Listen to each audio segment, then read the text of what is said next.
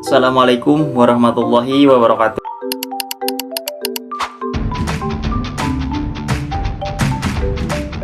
Perkenalkan, nama saya Firman Septian Sarugbi dari kelas K321 MNR dengan nomor induk mahasiswa 11211695. Pada kesempatan kali ini saya akan membacakan serta menjelaskan Quran Surat Al-Ghoshiyah dari ayat 1 sampai 8 beserta dengan penjelasan tajwidnya. Baik, langsung saja kita masuk ke video penjelasan yang satu ini. A'udzubillahi minasyaitonirrajim. Bismillahirrahmanirrahim. Untuk ayat yang pertama di sini ada hal ataka, yaitu mad asli atau mad tabi'i karena huruf ta berharkat fathah bertemu dengan alif dan setelahnya tidak bertemu hamzah, sukun, waqaf dan tasydid. Jadi cara dibacanya ini panjang dua harakat. Kemudian hadisu di sini ada mad asli juga atau mad tabi'i karena huruf dal berharkat kasroh bertemu iya sukun dan setelahnya tidak bertemu hamzah, sukun, waqaf dan tasydid. Jadi cara membacanya ini sama, yaitu dipanjang dua harakat. Untuk selanjutnya di sini ada algha, itu ada dua hukum di situ.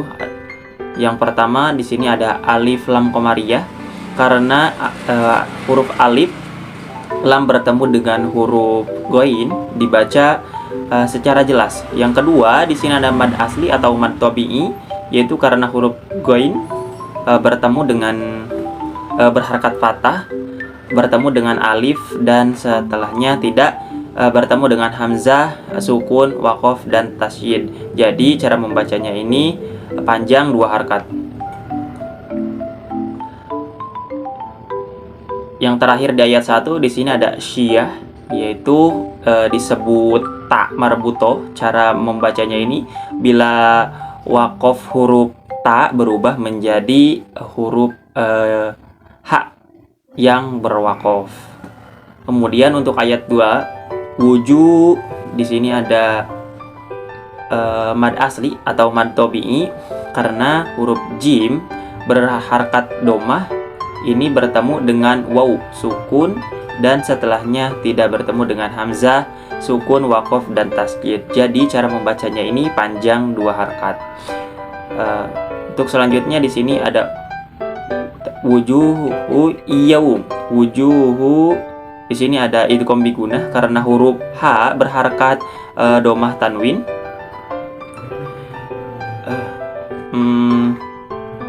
Domah tanwin bertemu dengan huruf iya bertasydid. Jadi dibacanya ini masuk dengan dengung dan ditahan sampai 3 harakat. Kemudian yau di sini ada madlin karena huruf wawu sukun didahului oleh huruf iya yang berharakat fathah. Dibaca panjang 2 harakat. Untuk yang ayat kedua di sini ada untuk ayat kedua di sini ada ma'izin, yaitu idhar sebab huruf zal berharakat kasroh tanwin bertemu huruf ka, dibaca jelas dan tidak berdengung sama sekali. Selanjutnya di sini ada kho atau mad asli, yaitu biasa disebut dengan mad tabi'i karena huruf kho berharakat fathah ini bertemu dengan alif dan setelahnya tidak bertemu hamzah, sukun, waqaf dan tasydid. Cara membacanya ini panjang 2 harakat. Untuk selanjutnya ada siyah disebut tak marbutoh. Cara membacanya di sini bila waqaf maka huruf tak marbutoh menjadi huruf ha yang diwaqaf. Baik, untuk ayat yang ketiga di sini ada a, yaitu biasa disebut dengan mad tabi'i karena huruf ain berharakat fathah bertemu dengan alif dan setelahnya tidak bertemu hamzah, sukun, waqaf dan tasydid. Jadi cara membacanya ini panjang 2 harakat. Untuk selanjutnya di sini ada milah atau mila, yaitu idgham bigunah karena huruf ta berharakat domah tanwin bertemu dengan huruf nun bertasydid. Jadi dibacanya ini dengung karena dengung dan ditahan, maksudnya dengung dan ditahan sampai 3 harakat. Kemudian na itu ada dua hukum di sini. Pertama ada gunah, sebab nun tanda tasydid di sini dan cara membacanya dengan dengung serta ditahan sampai 3 harakat. Kemudian kedua di sini ada mad asli atau mad tabi'i karena huruf nun ini adalah berharakat fathah dan bertemu dengan alif, setelahnya tidak bertemu dengan hamzah, sukun, waqaf dan tasydid. Jadi dibacanya ini panjang 2 harakat. Selanjutnya sibah, yaitu biasa disebut dengan tak marbuto. Jadi cara membacanya ini diwaqaf. Huruf ta ini berubah menjadi huruf ha yang diwaqaf. Untuk ayat yang keempat, tasla di sini tajwidnya yaitu mad asli atau mad tabi'i karena huruf lam berharakat fathah bertemu dengan alif dan setelahnya tidak bertemu hamzah, sukun, waqaf dan tasydid. Jadi cara membacanya ini dibaca panjang 2 harakat. Kemudian naro, nah di sini ada mad asli juga atau mad tabi'i karena huruf nun berharakat fathah ini bertemu dengan alif dan setelahnya tidak bertemu dengan hamzah, sukun, waqaf dan tasydid. Jadi cara membacanya ini sama, dibaca panjang 2 harakat. Kemudian ro, nah hukum tajwidnya di sini ada ijhar, ijhar kholqi maksudnya atau ijhar sebab karena huruf ha atau maaf karena huruf ro berharakat fathah bertanwin ini bertemu dengan huruf ha. Jadi dibacanya jelas tidak berdengung sama sekali. Selanjutnya ha di sini ada hukumnya yaitu mad asli atau mad tabi'i karena huruf ha ini berharakat fathah dan dan bertemu dengan alif dan setelahnya tidak bertemu dengan hamzah, sukun, waqaf dan tasydid. Jadi dibacanya ini panjang 2 harakat. Untuk selanjutnya di sini ada miyah, yaitu disebut dengan tak marbutoh. Jadi cara membacanya ini diwaqafkan, huruf ta ini berubah menjadi huruf ha yang diwaqaf. Terus selanjutnya di sini ada ayat 5. Tusqo, di sini ada mad asli atau mad tabi'i karena huruf ko berharakat fathah ini bertemu dengan huruf alif dan setelahnya tidak diikuti dengan atau tidak bertemu dengan huruf hamzah, sukun, waqaf dan tasydid. Jadi cara membacanya ini dibaca panjang 2 harakat. Kemudian min, yaitu mil atau ijhar sebab huruf nun bersukun bertemu dengan huruf ain. Jadi dibaca tidak jelas berdengung sama sekali. Kemudian selanjutnya di sini ada ain atau madlin karena huruf ya sukun didahului dengan oleh huruf ain berharakat fathah. Dibaca panjang 2 harakat. Kemudian ada ain tusqo min ainin. Nah itu maksudnya ada ijhar atau huruf nun berharakat kasroh tanwin bertemu dengan huruf hamzah. Dibaca jelas tidak berdengung sama sekali. Kemudian a, nah di sini ada mad badal karena huruf mad bertemu dengan hamzah dalam satu kata akan tetapi posisi hamzah di sini lebih dahulu dari huruf mad. Cara membacanya ini panjang 2 harakat. Kemudian niyah, nah disebut tak marbutoh. Jadi cara membacanya bila diwaqaf maka huruf ta ini berubah menjadi huruf ha yang diwaqaf. Masuk ke ayat 6. Laisa, di sini ada hukumnya madlin karena huruf ya sukun didahului oleh huruf lam berharakat fathah. Jadi dibacanya ini panjang 2 harakat. Baik, untuk selanjutnya di sini ada lahum.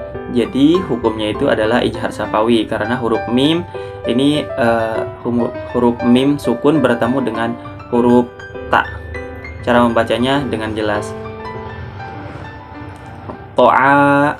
Nah, di sini ada mad asli atau mad tabi'i karena huruf ain berharakat fathah ini bertemu dengan huruf alif dan setelahnya tidak bertemu dengan hamzah, sukun, waqaf serta tasydid. Jadi cara membacanya ini dibaca panjang 2 harakat.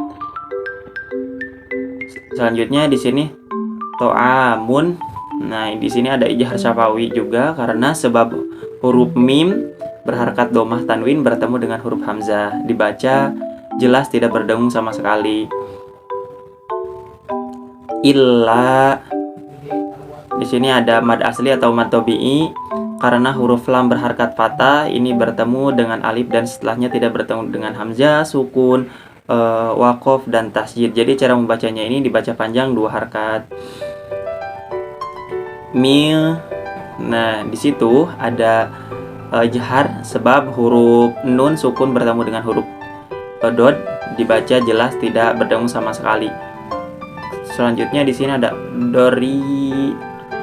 Nah, di situ cara atau tajwidnya di sini adalah mad aridli sukun karena huruf mad jatuh sebelum huruf yang diwaqaf. Jadi cara membacanya ini dibaca panjang 2 sampai 6 harakat.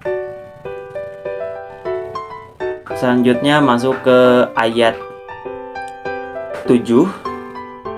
Kemudian di sini ada la, yaitu mad asli atau mad tabi'i karena huruf lam berharakat fathah ini bertemu dengan alif dan setelahnya tidak bertemu dengan hamzah, sukun, waqaf dan tasjid. Jadi cara membacanya ini panjang 2 harakat. Kemudian la yusmi'u wala. Nah, di situ ada mad asli atau mad tabi'i juga karena huruf lam berharakat fathah bertemu alif dan setelahnya tidak bertemu hamzah, sukun dan waqaf. Jadi cara membacanya ini panjang 2 harakat sama. Untuk selanjutnya di sini ada yugni, yaitu mad asli atau mad tabi'i juga karena huruf nun berharakat pasroh bertemu dengan ya sukun. Dibaca panjang 2 harakat. Kemudian mil. Nah, di sini ada ikhfa karena huruf nun sukun bertemu dengan huruf jim. Cara membacanya ini samar dengan dengung atau ditahan sampai 3 harakat. Kemudian ju'i. Nah, itu ada mad aridli sukun karena huruf mad jatuh sebelum huruf yang diwaqaf. Jadi cara membacanya ini dibaca panjang 2 sampai 6 harakat. Untuk selanjutnya di sini ada ayat 8. Wuju.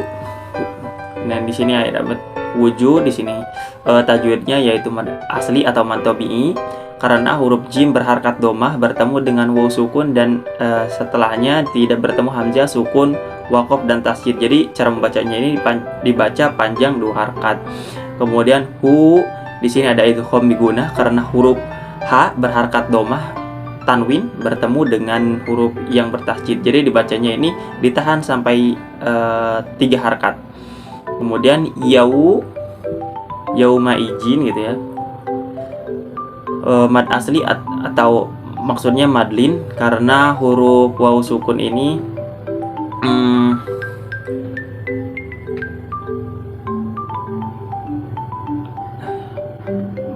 jadi madlin karena huruf waw sukun didahului oleh huruf ya berharakat fathah, dibaca panjang 2 harakat.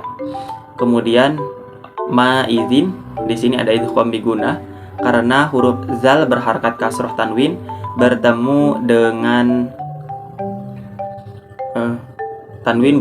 huruf nun bertasjid. Jadi dibaca dengung ditahan sampai 3 harakat. Kemudian na, di sini ada mad asli atau mad tabi'i karena huruf nun berharakat fathah bertemu dengan alif, dibaca panjang 2 harakat.